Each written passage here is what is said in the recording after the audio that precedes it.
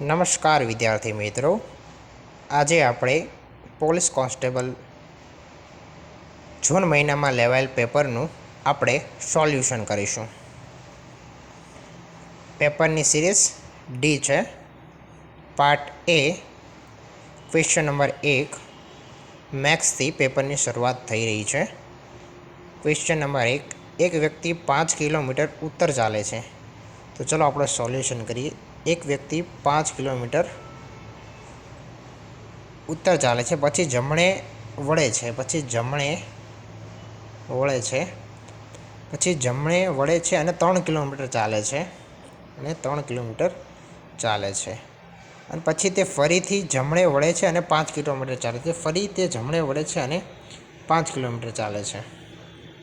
હવે તે શરૂઆતના બિંદુથી ક્યાં છે?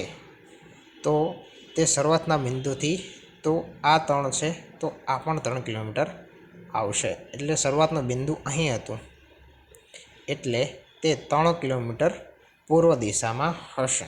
એટલે આપણો આન્સર આવશે એ, 3 કિલોમીટર પૂર્વ દિશામાં. ચલો નેક્સ્ટ ક્વેશ્ચન. 4 મિત્રો ABCD એક લાઇનમાં બેઠા છે. એટલે ABCD લાઇનમાં બેઠા છે.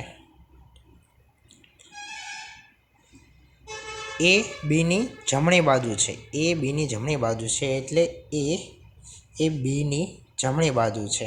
ઓકે, એ બીની જમણી બાજુ છે અને ડીની ડાબી બાજુ છે. એ બીની જમણી બાજુ છે અને ડીની ડાબી બાજુ છે, એટલે ડીની ડાબી બાજુ છે. ડીની ડાબી બાજુ. સી જમણા છેડે છે. ડાબી બાજુથી બીજા સ્થાને કોણ બેઠું છે? સી જમણા છેડે છે, એ સી જમણા છેડે છે. આપણને ક્વેશ્ચન પૂછે ડાબી બાજુથી બીજા સ્થાને કોણ બેઠું છે? તો ડાબી બાજુથી બીજા સ્થાને એ આવશે. આપણો આન્સર શું આવશે? એ આવશે. એટલે આપણો આન્સર ડી, એ આવશે. Third question.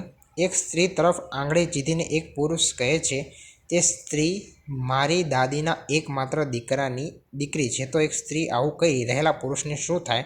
તો એની બહેન થશે. શું થશે? એની બહેન થશે. Next question. આપેલ શ્રેણીમાં પ્રશ્નાર્થ ચિહ્ન સ્થાને કયો વિકલ્પ આવશે?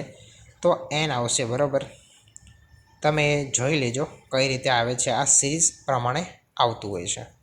આપેલ શ્રેણી કઈ સંખ્યા તર્કસંગત નથી?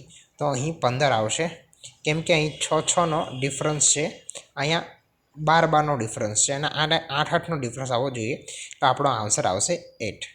ચલો હવે 6 નંબરના ક્વેશ્ચનથી આગળ મળીએ. Thank you.